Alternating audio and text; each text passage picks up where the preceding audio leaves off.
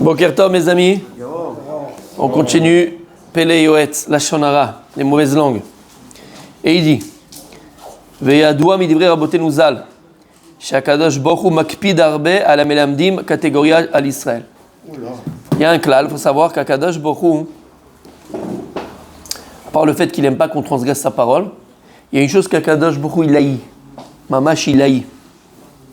Tu peux avoir beaucoup de Torah, tu peux avoir une longue barbe, tu peux avoir des belles péotes, tu peux avoir une belle kippa, tu peux être très érudit en Torah, ou tu peux être un ignorant bichlal en Torah. Kadosh Baruch Hu, il haït de la même manière. Quelqu'un qui parle mal et qui accuse son peuple.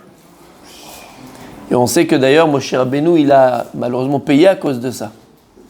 Lorsqu'il s'est plaint de Bnei Israël, à Kadosh Baruch Hu, il s'est dit, comment tu parles de mes enfants?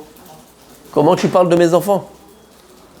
Donc, faire très très très attention, et surtout, alors, imaginez dans la génération dans laquelle on est, mais dans toutes les générations en vérité, mais dans l'époque et les événements dans lesquels on se trouve, comme c'est difficile. Comme c'est difficile. Là, on ne parle pas simplement de parler mal de ton voisin, ou on parle du Ham Israël. Et même quand tu vois des choses que tu as envie de t'arracher les cheveux, c'est pas possible. Comment ils peuvent, pendant la guerre, manifester contre la guerre avec des Juifs? Aux États-Unis, tu parlais de ça à l'association, comment c'est possible? Ils n'ont plus rien de Juifs, ces gens-là, c'est pas possible. Contre leur peuple.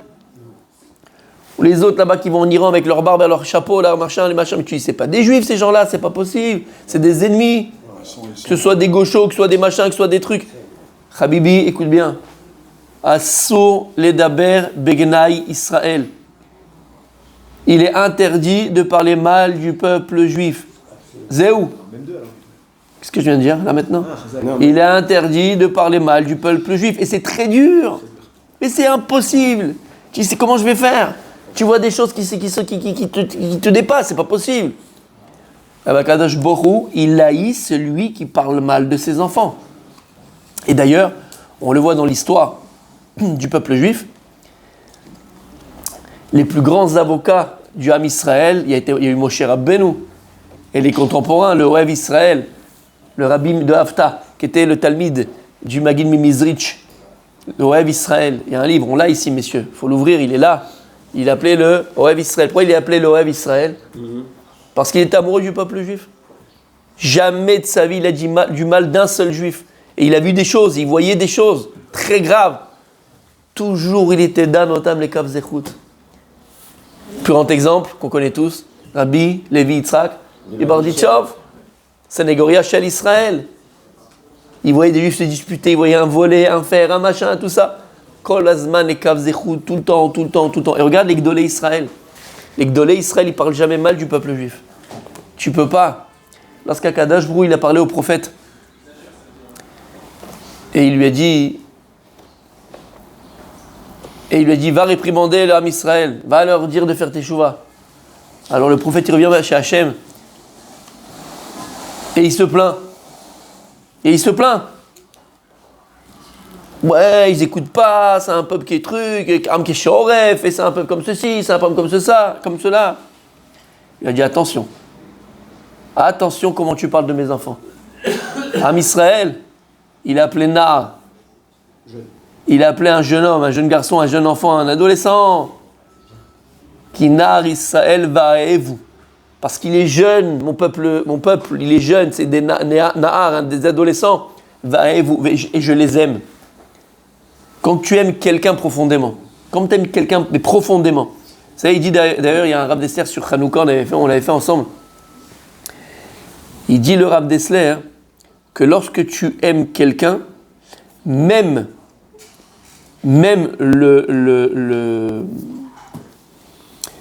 l'impossible devient possible. Quand tu aimes profondément quelqu'un, d'accord, même l'impossible devient possible. Et l'exemple, imagine maintenant, il y a un enfant, d'accord, il va à la Macolette, et il a un Yetzirara, il y a plein de bonbons, il n'a pas d'argent, et il pique les bonbons comme ça, d'accord. Il y a la caméra, le type, il le voit, il connaît l'enfant, il connaît la maman, il appelle la maman. La maman, elle arrive, Josiane, d'accord, elle arrive, d'accord, il dit, regarde, Josiane a un problème, ton fils, il a piqué dans le machin et tout. Mon fils, Ça va pas la tête, mon fils, il vole pas mon fils. Mon fils c'est un sadique, mon fils c'est mon amour, mon fils c'est mes yeux, c'est ma... Viens voir la caméra. Il lui montre le film, elle va trouver le moyen de lui dire non, mais c'est pas le truc, t'as pas compris, il voulait juste le truc, il voulait changer de place. C'est pas qu'elle ment. Il dit l'amour, il est capable de quoi? De surpasser, l'amour est aveugle, de surpasser le cartésien, le normal, la logique, ce que tu vois même. D'accord? Là, quand tu aimes, c'est l'impossible devient possible. Et tu vas toujours essayer de trouver le pourquoi, le comment, le comme. Ifchar, l'amour, un amour véritable, il dépasse l'entendement, il dépasse la logique. C'est ça le véritable amour. Quelqu'un qui aime profondément, tu comprends ce que ça veut dire? Eh ben c'est pareil. Il dit à Kadosh Baruch Hu Kinar Israël Ba'avehu. Am Israël, c'est un peuple, c'est des adolescents. C'est quoi l'adolescence, mon tzaddik? C'est la guerre 14-18. C'est la guerre 14-18. C'est ça l'adolescence. C'est les tranchées, c'est la baïonnette, c'est le feu. Maintenant, comment toi tu peux être macpide sur ton enfant qui est en pleine guerre 14-18, pleine crise d'adolescence, alors que toi-même t'es passé par là. Toi-même t'es passé par là. Donc tu sais très bien que l'enfant ici, il n'a pas encore tous les moyens pour réussir à surmonter cette crise qu'il est en train de passer. Il a dit Rabbi Dan, son corps il change. C'était un corps de gosse et maintenant c'est les hormones. Il ne se comprend même pas ce qui lui arrive. Il voit une femme, il y a la tour de Babel qui se met à se construire. D'accord? Il y a l'antenne qui monte. Il ne comprend même pas. Non, s'il te plaît. Il ne sait même pas ce qui se passe. Sa tête, elle ne va plus comme il faut. Il pense à l'envers que ce qu'il faut penser. Il y a toute une guerre qui se passe dans un enfant. Il y a des nouveaux choix à faire. Choix d'école, choix d'avenir, choix de machin. Il est jeune, il n'a pas les kélim pour. C'est une guerre intérieure. Tu peux être macpide. Tu peux tenir rigueur. Tu dois l'éduquer, attention, on n'est pas là à dire, attends, le pauvre, il fait ce qu'il veut. C'est pas du tout le propos que je suis en train de dire. Aval, le liot macpide. Tu ne veux pas tenir rigueur sur l'enfant. Il n'a pas les kélim. C'est un bilboul à date complet. Parler de conscience. Il est en train de construire sa conscience. Et pour construire une conscience, tu prends un mur, tu prends deux murs, tu prends un trottoir, tu réussis des fois, tu réussis pas des fois. C'est la vie, ça s'appelle l'expérience de la vie. Un enfant intelligent, il écoute aussi les conseils de ses parents. C'est pas le propos d'aujourd'hui. On va le comprendre ici que Am Israël est comparé à quoi? À un nar.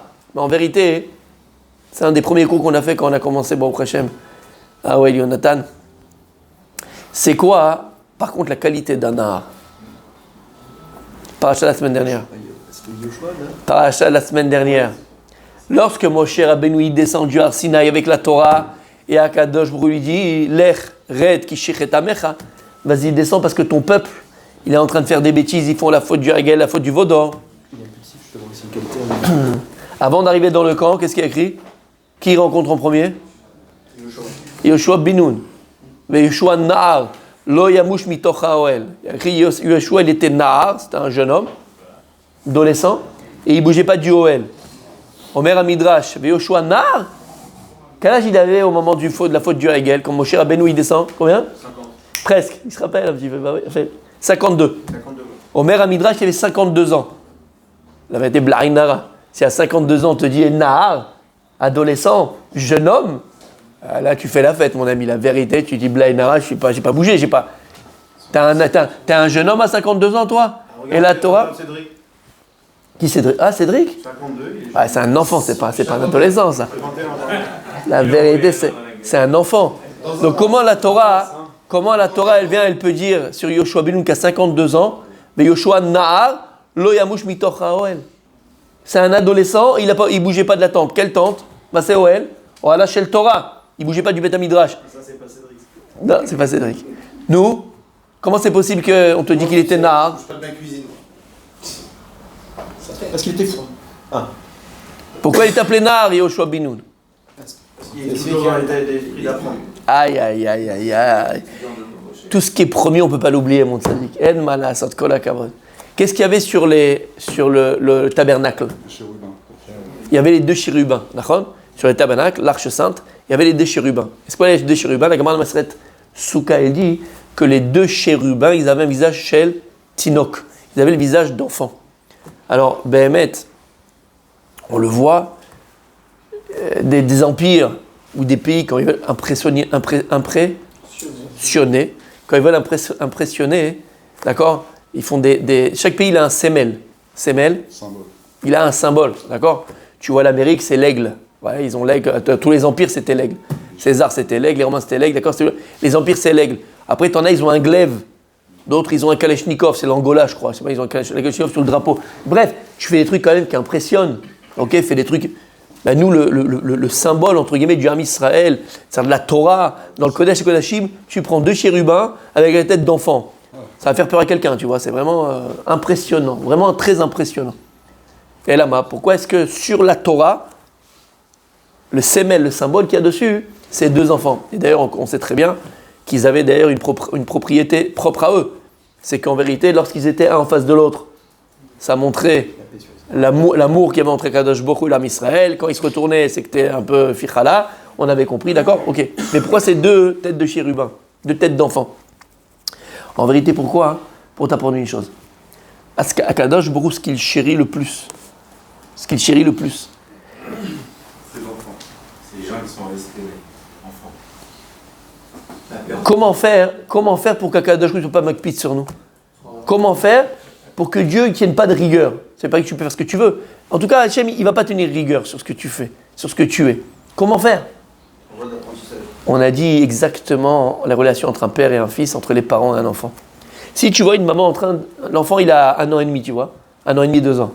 Et l'enfant, ça y est, elle veut commencer à l'éduquer à manger tout seul. Elle met l'enfant sur le siège haut, elle met la sous-soupe devant lui, elle met la petite cuillère, et elle voit maintenant l'enfant, il va commencer à manger tout seul la sous-soupe. Et le bavoir. Mais l'enfant, au Hachem, il commence à apprendre, qu'est-ce qu'il fait? Un peu là, tu sais pas, il a un problème mental ou quoi? Et c'est normal, il fait tomber là, et le baby gros, I love Ima, j'aime ma maman, il est complètement sale, et partout. Et tu vois la maman qui est là, elle lui met le truc sur le machin, tu vas manger proprement. Qu'est-ce que tu fais? Tu prends la maman et tu l'enfermes dans un hôpital psychiatrique. Lama, c'est normal qu'il se salisse. Pourquoi c'est normal qu'il se salisse? Parce qu'il apprend. Shamata, en vérité, Akadosh Baruch Hu, pourquoi il a mis les 2 chérubins sur la Torah? On va prendre une chose. Akadosh Baruch Hu, il chérit celui qui ne cesse jamais d'apprendre. Et c'est pour ça que Yoshua, il a appelé Nar, il a dit, Rabbi Julien, Lama, il a appelé Nar, il a 52 ans. C'est un adolescent, c'est un jeune homme, Yoshua. Le Yashum Mitoch Haoel. Yoshua, toute sa vie, qu'est-ce qu'il fait? Il apprend. Il apprend. Donc quelqu'un qui est dans l'apprentissage, tu ne peux pas lui tenir rigueur. Parce qu'au départ, il fait des bêtises. Prends un jeune qui veut faire chef gourmet, d'accord? Il apprend à être chef cuisinier. Tu le mets dans la cuisine. Mais au départ, mon Habibi, c'est la guerre quand tu rentres dans la cuisine. Pour faire une omelette, il t'a sorti 350 ustensiles, les œufs ils sont par terre, il a cassé les machins, il a mal fait le truc. Alors imagine celui qui est en train de l'apprendre, il rentre, il lui gueule dessus, il machin dessus. Mais c'est normal, c'est le premier jour. Il va apprendre. Par définition, quelqu'un qui apprend, tu ne peux pas lui tenir rigueur. Lama, parce qu'il évolue. À partir du moment où on apprend, alors c'est qu'il y a une évolution. Et c'est ça qu'il dit à Kadosh Baruch Hu au prophète. Il lui dit, attention, ne parle pas mal de mes enfants. Qui nar Israël. Israël, c'est des adolescents, c'est des jeunes. Lama va veu, et je les aime, parce qu'ils apprennent. Et là-bas, le Midrash, il parle de quoi? Il parle de lorsqu'on est sorti d'Égypte, qu'il y a eu Azir Moshe, on a fait la Shira, on ne connaissait pas. Donc Moshe Rabbeinu a commencé, et après, on l'a suivi. Mais lorsqu'après, dans le désert, ils ont dit Shira Taber, ils ont chanté pour le Ber, c'est Am Israël qui a chanté avant Moshe Rabbeinu. Et la Gemara dit, et le Midrash dit, mais d'où ils ont appris à chanter quand Dieu leur donne des choses magnifiques? D'où ils ont appris à chanter pour remercier Akadosh Baruch Hu sur des miracles que Dieu fait pour eux? Ils ont appris de Azir Moshe, Shira Tayam, de la mer Rouge. Qui nar Israël va veu. Am Israël, il apprend de ses erreurs. Am Israël, il apprend, il avance et il évolue. Donc Akadosh Baruch Hu, il ne peut pas tenir rigueur à quelqu'un qui apprend. C'est pour ça que je répéterai jamais assez. Il ne faut jamais cesser d'apprendre. C'est ça qu'on te dit, il y a une grande akpada sur l'ignorant. Le type, il dit, moi, j'ai pas appris, moi, je connais pas, je sais pas, je suis ignorant. Bon, qu'est-ce que tu veux? Hachem, il peut pas être makpid. Après 120 ans, Akadosh Baruch Hu, il te dira, mais Habibi, on est tous égaux devant la Torah. Pourquoi tu n'as pas ouvert un livre de halakha à la maison?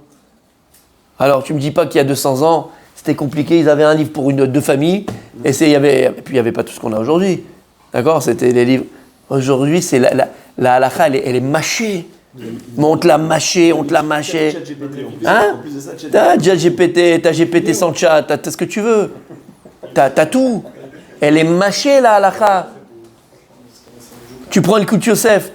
Je ne sais plus qui c'est, je ne sais pas s'il est la personne qui m'a demandé, je ne sais pas s'il est là, je ne sais pas s'il n'est pas là. Il y a quelqu'un qui m'a demandé, je vais commencer à la halakha. Quel livre, ah non il n'est pas là, c'est Shabbat. Quel livre vous me conseillez pour commencer vraiment à savoir la halakha? Mais je lui ai dit, avant de commencer le Shulchan Aruch, tout ça machin et tout, il faut savoir le jour ce que tu fais. Prends une coup de Yosef.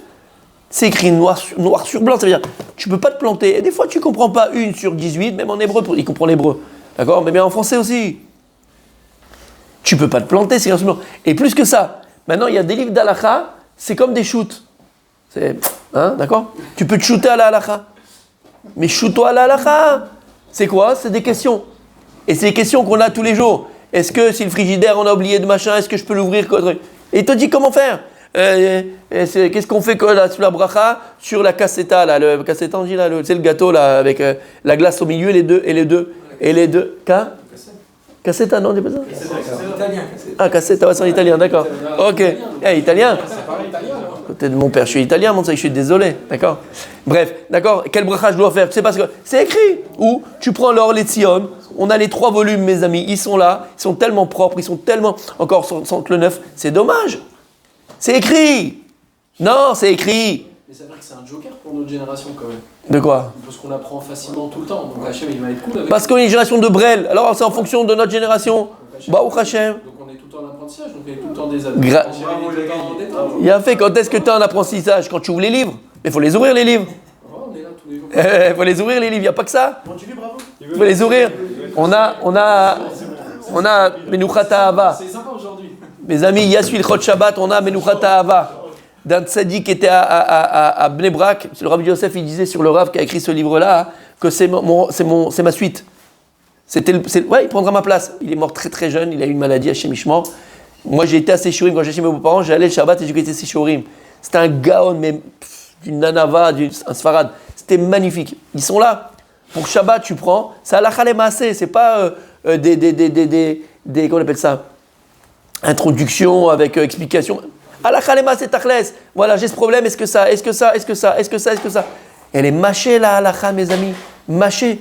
Donc il dit à Kadosh Baruch Hu, tant que la personne est dans l'apprentissage, tant que la personne est l'énard, vous savez, il y a un dicton qu'on dit en français, il faut savoir rester jeune. Mais dans la Torah, savoir rester jeune, je l'ai dit hier, va à Bnei Brak et va voir tous les jeunes qui sont à Bnei Brak. Il a 95 ans, 90 ans, 98 ans, 85 ans. Et ils sont tous au Beth Midrash. Et ils ont le feu, les gars. Et ils te font encore des shiurim. Et ils ont toute leur tête. Et ils parlent de Torah. Et ils enseignent. Habibi! C'est des jeunes. Mais c'est ça, des jeunes. Et tu prends un gosse de 20 ans ou 22 ans, 23 ans en train de pioncer toute la journée, machin. Mais c'est un vieux croulant, le gars. C'est un vieux croulant. Il n'a aucune espérance de vie. Shem Ishmor, vie spirituelle, je parle. Jusqu'à 120 ans, le pauvre, mais d'accord. Mais on s'est compris. Il n'a aucune tam shel chaim.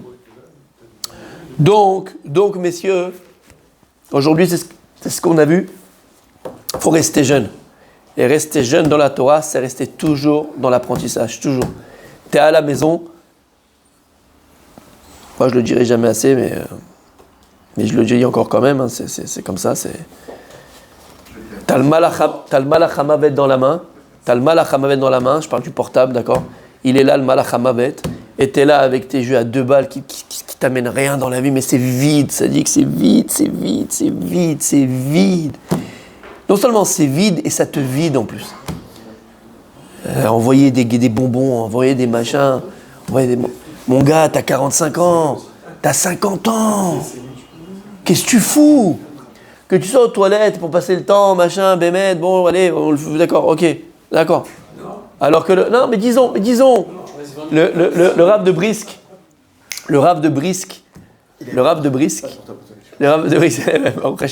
aux toilettes, qu'est-ce qu'il faisait? Il a construit tout un circuit de train, il a construit un train, parce que tu ne veux pas penser à la Torah, il n'y a que la Torah dans la tête. Alors il faut penser à autre chose. Qu'est-ce qu'il faisait? Il a construit un train. Mais tu fais encore marcher quoi?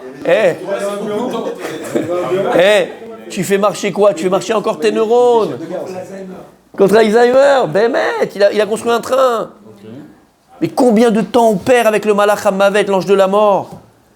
Combien on perd de temps? Mais enlève son Facebook, enlève-le. Enlève-le, sois un homme. Fais quelque chose de fort. Fais quelque chose de fort. On est happé par tout ça, on est bouffé par tout ça, on perd notre temps.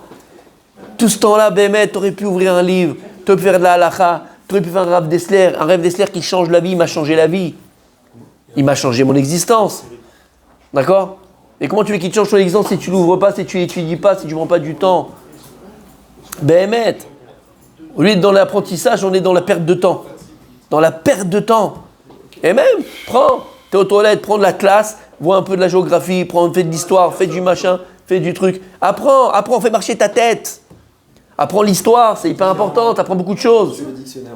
Combien de temps on perd sur le portable? Bémet.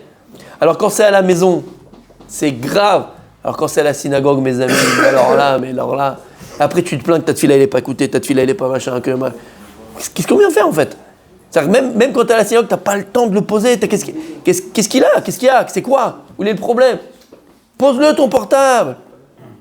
Pose-le ton portable. C'est pas possible. Tu parles à Kadosh Baruch Hu. Combien tu peux gifler le bon Dieu? Combien tu peux le gifler? Quand tu as un rendez-vous avec ton super grand client, ou comment il a dit le Rav, avec le roi du Maroc, avec quelqu'un d'important, mais tu vas même pas oser sortir ton portable. Alors quoi, t'as peur des hommes et t'as pas peur de Dieu?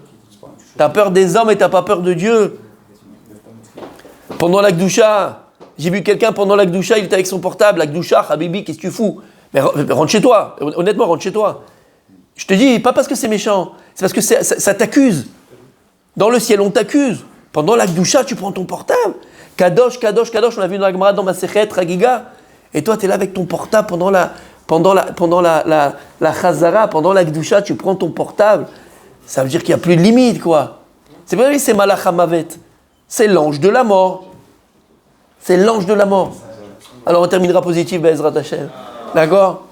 Béhémet, c'est forcé d'apprendre, c'est forcé d'apprendre, c'est forcé d'apprendre. Même la trottinette, elle n'a pas tenu le coup. D'accord? C'est forcé d'apprendre. Lorsqu'on étudie, qu'est-ce qu'on fait? On prend notre date, on construit notre date, on construit notre conscience. On apprend Dieu, on connaît Dieu, on va arriver à l'aimer, Be'ezrat Hashem.